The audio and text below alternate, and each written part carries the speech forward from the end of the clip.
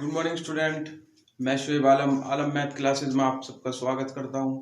तो जैसे स्टूडेंट आपको पता है, कल हमने सीबीएसई एनसीईआरटी का हिंदी मीडियम का सिलेबस स्टार्ट किया था। उसमें मैंने पहले आपको पूरा सिलेबस लिखाया था कि आप लोगों को 10th क्लास में क्या क्या टॉपिक पढ़ना है, कौन कौन सा टॉपिक पढ़ना है। क्योंकि अभी जो है आपको पता है, थोड़ा एजुकेशन का सिस्टम थोड़ा डिस्टर्ब है। तो उसमें मैंने आपको, आपके पास बुक वगैरह शायद अवेलेबल ना हो, तो मैंने आपको जो है सारा सिलेबस लिखाया था कि आपको कितना सिलेबस और क्या पढ़ना है। तो वो मैं कल आपको सब लिखा चुका था। तो उसमें हमने पहला चैप्टर स्टार्ट भी कर दिया था हमने, जिसका नाम था वास्तविक संख्याएं। तो उसमें हम थोड़ा बेसिक की बात कर रहे हैं फिलहाल। थोड़ा हम जो आप लोगों ने वास्तविक जो संख्याएं हैं स्टूडेंट, वो आप लोगों के 9th में जो चैप्टर था संख्या पद्धति, थोड़ा उससे रिलेटेड है। तो पहले थोड़ा हम पहले रिवाइज कर रहे हैं, जिससे कि आपको जब हम 10th का थोड़ा स्टार्ट करें वास्तविक संख्याएं, तो आपको कुछ समझने में प्रॉब्लम ना आए। तो स्टूडेंट, कल मैंने आपको जो है संख्याओं के बारे में बताया था, जैसे प्राकृतिक संख्याएं, पूर्ण संख्याएं, पूर्णांक बताया था मैंने आपको, अभाज्य संख्याएं, भाज्य संख्याएं, सम संख्याएं और विषम संख्याएं बताया था मैंने आपको। और किसी स्टूडेंट ने अगर मेरी वो वाली वीडियो ना देखी हो, तो वो वीडियो देख ले। वो पार्ट 1 के नाम से है, वास्तविक संख्याएं क्लास 10th सीबीएसई। तो आज ये पार्ट 2 वीडियो है। तो इसमें आज हम डिस्कस करने वाले हैं आगे का परिमेय संख्याएं। तो देखो स्टूडेंट, परिमेय संख्याएं क्या होती हैं। परिमेय संख्याएं वे संख्याएं होती हैं जिनको हम भिन्न के रूप में लिख सकते हैं। तो इसकी क्या डेफिनेशन होगी? वह संख्याएं जो P बटे Q की के रूप में लिखी जा सकती हैं और Q 0 के बराबर नहीं होना चाहिए और P एंड Q दोनों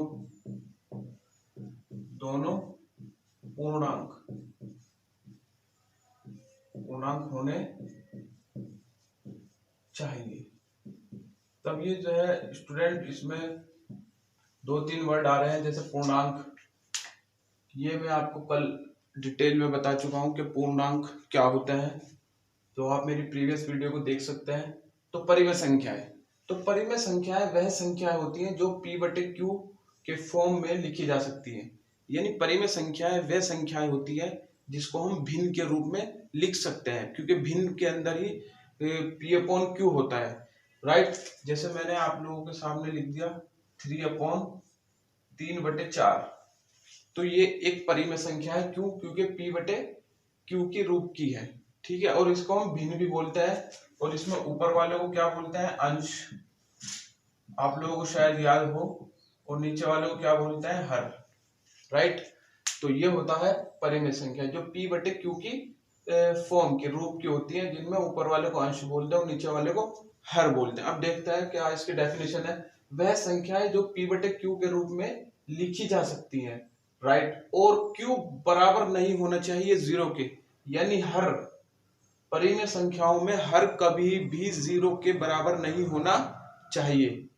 ये बात आपको ध्यान से समझनी है कि परिमेय संख्याओं के अंदर जो नीचे वाली संख्या होती है, जिसको हम हर बोलते हैं, वो कभी भी 0 के बराबर नहीं होना चाहिए, राइट। और आगे क्या बोल रहा है? P और Q दोनों कैसे होने चाहिए? पूर्णांक होने चाहिए। P और Q दोनों कैसे होने चाहिए?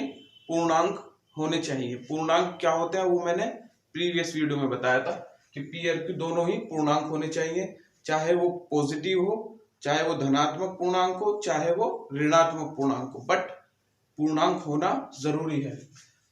तो ये होती है स्टूडेंट डेफिनेशन परिमेय संख्या होगी जो p बटे q के रूप में लिखी जा सकती है, पहली कंडीशन। दूसरी, उसका हर कभी भी 0 नहीं होना चाहिए, दूसरी कंडीशन। तीसरी कंडीशन, जो आपका अंश और हर है ये दोनों संख्याएं हैं पूर्णांक होनी चाहिए, तो इन्हें बोलते हैं हम परिमेय संख्याएं। तो इसके एग्जाम्पल जो है हो सकते हैं स्टूडेंट, परिमेय संख्याओं के जो एग्जाम्पल्स आप कुछ भी लिख सकते हो, जैसे 2/2/3 दिस इज परिमेय संख्या, और 4/2 ये भी परिमेय संख्या है। क्या आप बोलोगे 4 भी परिमेय संख्या है, 4 भी परिमेय संख्या होती है, क्यों? तो क्या होगा, आप इसमें तो ऊपर वाला ये नीचे वाला है ही नहीं, p बटे q की फॉर्म का तो है ही नहीं है, तो नहीं है तो हम बना लेते हैं 1 लेके, किसी के भी नीचे हम 1 मान सकते हैं। देखो ये बन गया ना p बटे q के रूप का, जिसमें अंश भी है और हर भी है, और हर 0 भी नहीं है, राइट। तीसरी कंडीशन, दोनों 4 भी पूर्णांक होता है और 1 भी पूर्णांक होता है, तो दिस इज ए परिमेय संख्या। तो इसे क्या बोलते हैं, परिमेय संख्या, जो p बटे q के रूप की होती है, राइट स्टूडेंट। अब आता है दूसरा, अपरिमेय संख्याएं। अपरिमेय संख्याएं, अब अपरिमेय संख्या कौन होती है? वह संख्याएं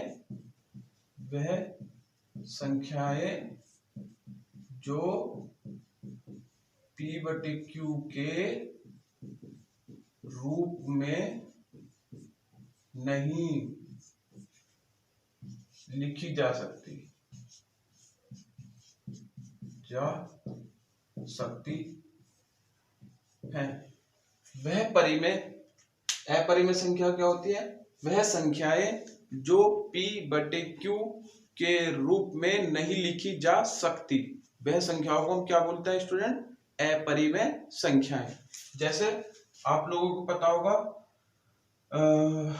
√2, जो √2 की जो वैल्यू होती है स्टूडेंट, वो होती है 1.4142135623 डॉट डॉट डॉट, ऐसी ये चलती रहती है अनंत तक, यानी इनफाइनाइट तक। और जैसे आप लोगों को पता होगा √3 की जो वैल्यू होती है 1.732050807568 डॉट डॉट डॉट इनफाइनाइट तक चलती रहती है। पाई, जिसे आप लोगों को पता है कि पाई भी क्या होता है, एक अपरिमेय संख्या होता है। पाई की वैल्यू होती है 3.14446609441 डॉट डॉट डॉट इनफाइनाइट। तो ये होती है अपरिमेय संख्याएं जो कभी खत्म नहीं होती, आगे तक चलती रहती है, और हम इन संख्याओं को p बटे q के रूप में नहीं लिख सकते। तो अब थोड़ा आगे चलते हैं, इन्हीं के अंदर ही परिमेय संख्याएं और अपरिमेय संख्याओं को थोड़ा और पढ़ने की कोशिश करते हैं हम डिटेल में। ये स्टूडेंट 10th का पोर्शन शुरू हो गया है अब इस टाइम, ये सब आपको 10th में हेल्प करेगा, क्वेश्चन को सोल्व करने में हेल्प करेगा। तो अब हम चलते हैं परिमेय संख्याएं, परिमेय संख्याएं, और इधर लिखी मैंने अपरिमेय संख्याएं।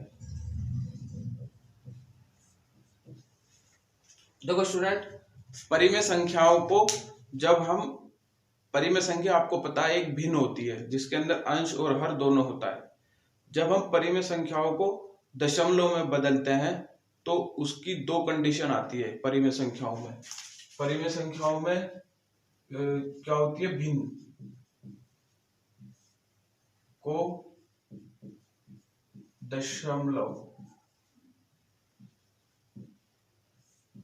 में बदलना। जब हम किसी भी परिमेय संख्याओं को यानी किसी भी भिन्न को दशमलव में बदलेंगे स्टूडेंट, तो हमारे सामने 2 परिस्थितियां आएंगी, 2 कंडीशन आएंगी। पहली कंडीशन क्या होगी उसे बोलते हैं हम शांत, और दूसरी होती है अशांत आवर्ती और अनवसानी आवर्ती। जब भी हम किसी भिन्न को यानी किसी भी परिमेय संख्या को दशमलव में बदलेंगे, यानी नीचे वाली संख्या से ऊपर वाली संख्या को भाग देंगे, तो उसमें दो कंडीशन निकल के आती हैं। एक तो शांत कंडीशन आएगी, दूसरी आएगी अशांत आवर्ती या अनवसानी आवर्ती। अब ये शांत और ये अशांत अनवसानी आवर्ती क्या होती है, ये आप एग्जाम्पल के माध्यम से समझो। इसके एग्जाम्पल सपोज करो मैंने आपके सामने लिख दिया 49/7। ये एक भिन्न है, ये एक परिमेय संख्या है, इसको हमें किसमें कन्वर्ट करना है, दशमलव में। तो क्या करेंगे हम, इसको इससे भाग कर देंगे 49 को 7 से, 7 7 जा 49, रिमाइंडर 0। तो ये कितना आ गया, इसका आंसर 7, राइट। और मैंने आपके सामने लिख दिया, एक क्वेश्चन और लिख दिया मैंने आपके सामने कि 27/9। तो ये कितनी बार इससे डिवाइड हो जाता है, 3 बार। तो ये भी कैसा है, शांत, ये भी कैसा है, शांत। अब एक और लिखा मैंने आपके सामने, सपोज 5/5/2। कितना लिखा, 5/2।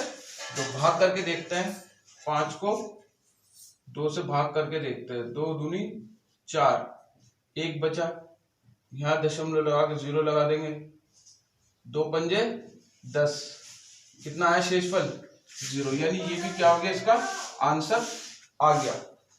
यानी शांत वह संख्याएं होती हैं जो पूरा डिवाइड भाग हो जाती है, जो पूरा भाग हो जाती है। यानी शांत वह संख्याएं होती है जो पूरा डिवाइड भाग हो जाती है। इट मीन्स शांत वह संख्याएं होती है जो पूरा खत्म हो जाती है, जिनका डिवाइड जो है वो पूरा खत्म हो जाता है। देखो इसमें भी डिवाइड पूरा खत्म हो गया, इसमें भी डिवाइड पूरा खत्म हो गया, और इसमें भी डिवाइड पूरा खत्म हो गया। हालांकि संख्या पॉइंटों में है, लेकिन डिवाइड तो पूरा खत्म हो रहा है ना, भाग तो पूरा खत्म हो रहा है ना। तो शांत वह संख्या होती है जो पूरा क्या हो जाती है, खत्म हो जाती है।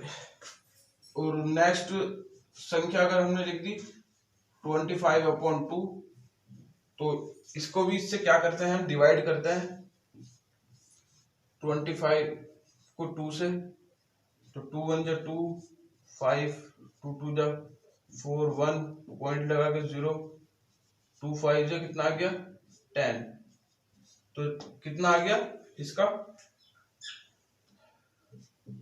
12.5। ये भी क्या हो गया, पूरा भाग हो गया, यानी ये खत्म हो गया, ये भी क्या हो गया, खत्म हो गया, इसमें कुछ भी शेषफल नहीं बचा। तो शांत वह संख्या होती है जो पूरा भाग हो जाती है। अब दूसरा देखते हैं स्टूडेंट, ये वाला, इसमें क्या होता है, इसी भी हम एग्जाम्पल रूप से समझना की कोशिश करेंगे। जैसे मैंने आप लोगों के सामने लिख दिया 1/3। अब हम इसको भाग करके देखते हैं। ये परिमेय संख्या भिन्न है, इसे दशमलव में बदलने की कोशिश करते हैं। 3 को 1 से क्या करते हैं, भाग, तो इसकी वैल्यू नहीं चलेगी, तो दशमलव लगा के 0 लगाएंगे। 3 3 जा 9, 1 बचा, दशमलव लग रहा है तो 0, 3 3 जा 9, कितना बचेगा शेषफल 1, दशमलव लग रहा है तो 0 लगा दो, 3 3 जा 9, फिर 1 बचा शेष, दशमलव लग रहा तो 0 लगा दो, फिर 3 3 जा 9। कुल मिला के ये ऐसे ही चलता रहेगा। तो इसकी वैल्यू आएगी 0.3333 ... इनफाइनाइट। तो हम इसको कैसे लिख सकते हैं, 0 जो संख्या रिपीट होती है, यानी जो संख्या बार बार आती है उस पे क्या लगा देते हैं, हम बार लगा देते हैं। तो इसका मतलब यह है कि जो संख्या पे बार लगा हुआ है वो संख्या क्या हो रही है, रिपीट हो रही है, यानी बार बार वो संख्या आ रही है, यानी ये खत्म नहीं हो रहा। तो जो खत्म नहीं होता और जो बार बार आता रहता है जो खत्म नहीं होता और जो बार बार आता रहता है वो ये होता है अशांत आवर्ती या अनावसानी आवर्ती। इसका एक एग्जांपल और देख लेते हैं। 4/4/11 4/11 और देख लेते हैं इसका एक उदाहरण।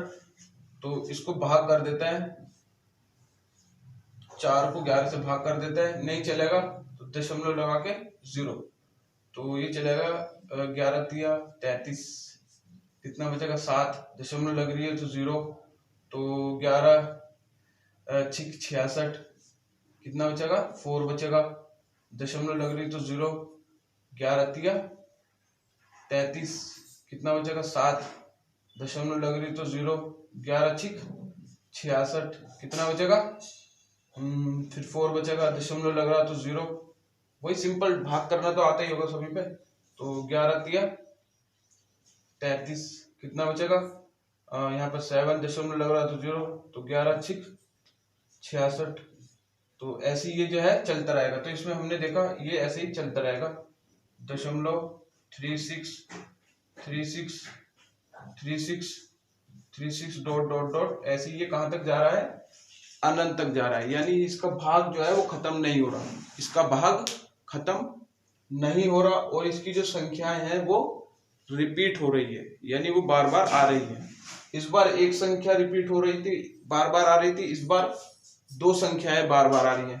तो इसको हम कैसे लिख देंगे, 0.036, इस बार 3 6 दोनों के ऊपर बार लगेगा, क्योंकि यहाँ पर ये दोनों संख्या क्या हो रही है, रिपीट हो रही है। तो जो संख्या रिपीट होती है उसके ऊपर हम क्या लगा देते हैं, बार।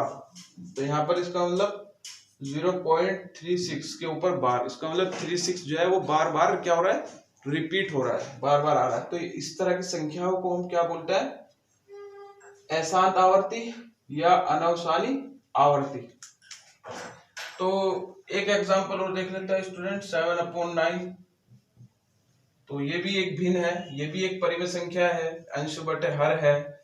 तो इस भिन्न को हम दशमलव में बदलेंगे तो देखते हैं क्या आता है। इसको भी हम क्या करेंगे, भाग ही करेंगे 9 से 7 को। तो इसकी वैल्यू इस पे नहीं चलेगी, तो दशमलव लगा के हम 0 लिखेंगे और 9 की वैल्यू इस पे चलाएंगे और इसकी वैल्यू इस पे चलेगी 7 बार, कितना आता है 63, कितना बचेगा स्टूडेंट 7, दशमलव लग रहा है तो 0, तो 70 हो गया, फिर 7 बार 63, फिर कितना आएगा 7, दशमलव लग रहा है तो 0, फिर 7 बार, फिर कितना आएगा 63, कितना बचेगा 7, दशमलव लग रहा है तो 0, फिर 7 बार, तो ये आएगा 63, और ऐसे ये चलता रहेगा। तो ये आ रहा है 0.777777, ऐसे ये कभी खत्म नहीं होगा, इसका डिवाइड कभी भी खत्म नहीं होगा, चलता ही रहेगा, चलता ही रहेगा अनंत तक। और इसमें जो है नंबर क्या हो रहा है, क्या हो रहा है, नंबर इसमें रिपीट हो रहा है। तो जो नंबर रिपीट होता है उसके ऊपर हम क्या लगा देते हैं, बार लगा देते हैं। तो इस तरह के नंबरों को हम अशांत आवर्ती या अनावसानी आवर्ती बोलते हैं। और शांत आवर्ती वाले नंबर ऐसे होते हैं जो खत्म हो जाते हैं, जिनका डिवाइड खत्म हो जाता है, यानी शेषफल 0 आ जाता है, तो उन्हें बोलते हैं शांत आवर्ती। और अशांत आवर्ती या अनावसानी आवर्ती जो खत्म नहीं होते, जिनका शेषफल चलता ही रहता है, और यहाँ पर नंबर जो चलते हैं वो रिपीट होते रहते हैं, बार बार आते रहते हैं। तो इस तरह के नंबर को हम ये बोलते हैं। तो परिमेय संख्याओं में 2 ही तरह के नंबर होते हैं, शांत और ये वाला, राइट। तो अब चलते हैं स्टूडेंट दूसरी तरफ। ये तो हो गया परिमेय संख्या का। अब होता है अपरिमेय संख्याएं, कैसी होती है वो मैंने आपको भी बताई है कि अपरिमेय संख्याएं वे होती हैं जो p/q यानी अंश बटे हर के रूप में नहीं लिखी जा सकती। और इसकी जो एग्जाम्पल है इसे बोलते हैं, इसके नाम तो शांत और ये इस तरह के अशांत आवर्ती और अनावसानी आवर्ती। इसमें क्या नाम होता है, इसमें जो नंबर आता है उनके क्या नाम होता है, वो होते हैं अशांत अनावर्ती अशांत, अनावर्ती या अनवसानी अनावर्ती।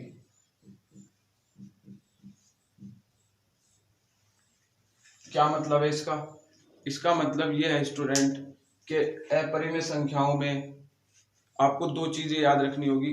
अपरिमेय संख्याओं में ना तो नंबर खत्म होते, यानी शेषफल कुछ ना कुछ आता ही रहता है, चलता ही रहता है, और इधर जो भागफल होता है वो रिपीट भी नहीं होता, वो कुछ भी आता रहता है। कभी कुछ आ गया नंबर, कुछ मतलब किसी भी एक सीक्वेंस में नहीं चलते हुए नंबर, वो ऐसे ही चलते रहते हैं, कुछ भी नंबर चलते रहते हैं। तो दो कंडीशन है अपरिमेय संख्याओं में, अशांत अनावर्ती या अनवसानी आवर्ती में, कि जो इसके नंबर हैं वो खत्म नहीं होते, उनका शेषफल खत्म नहीं होता, शेषफल आता रहता है, और इसका जो भागफल है वो भागफल रिपीट भी नहीं होता, चलता ही रहता है, और वो खत्म भी नहीं होता। जैसे इसका एग्जांपल हम ले सकते हैं पाई। पाई की जो वैल्यू होती है स्टूडेंट, वो होती है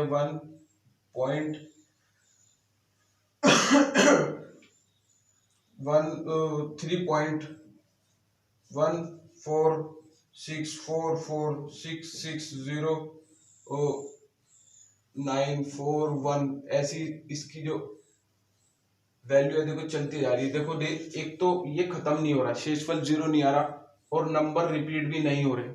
कोई भी नंबर ऐसा नहीं है जो एक सीक्वेंस में, एक खास सीक्वेंस में नंबर लगे जा रहे हैं, तो ऐसे ही जा रहा है। बहुत सी जगह हम पाई की वैल्यू लेते हैं, ये पाई की वैल्यू हम ये लेते हैं 3.14 या 22/7। तो आप कहोगे सर ये तो ये वाला बन रहा है, तो फिर ये अपरिमेय में क्यों है? तो पाई की ये जो दो वैल्यू होती है ये अप्रोक्सीमेशन होती है, यानी ये एग्जैक्ट वैल्यू नहीं होती, ये इसकी एकदम सही वैल्यू नहीं होती, ये लगभग में होती है। ये वैल्यू किस में होती है स्टूडेंट? लगभग में। ये इसकी पूरी एग्जैक्ट वैल्यू नहीं होती, ये होती है लगभग में। तो पाई की वैल्यू हो गई जैसे, और इसका एग्जांपल और हो सकता है √2। √2 की वैल्यू होती है 1.414 √2 की वैल्यू होगी 1.41421356237 ... तक। ये भी नंबर एग्जैक्टली डिवाइड नहीं हो रहे, इसकी तरह खत्म नहीं हो रहे, यानी भागफल जीरो नहीं आ रहा, चलता ही जा रहा है, और नंबर भी एक खास सीक्वेंस में नहीं लग रहे जैसे इसमें लगते थे, उल्टे सीधे नंबर आ रहे हैं कुछ भी। तो इसकी वैल्यू भी हम इतनी ले लेते हैं क्वेश्चनों में यूज करने के लिए। तो ये भी √2 की अप्रोक्सीमेशन यानी लगभग वैल्यू होती है।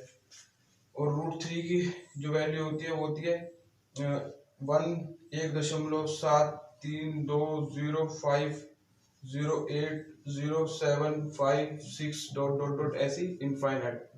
और √3 की वैल्यू हम क्वेश्चनों में 1.732 लेकर यूज करते हैं। ये इसकी अप्रोक्सीमेशन यानी लगभग वैल्यू होती है। राइट स्टूडेंट, तो इतना। आई होप आपको ये समझ में आया होगा। तो इसमें अब जो है आपका ये 10th का सिलेबस शुरू हो चुका है। तो आपको अगर वीडियो अच्छी लगी तो लाइक करें, कमेंट करें, शेयर करें, और बेल आइकन को दबाना ना भूलें। Thank you.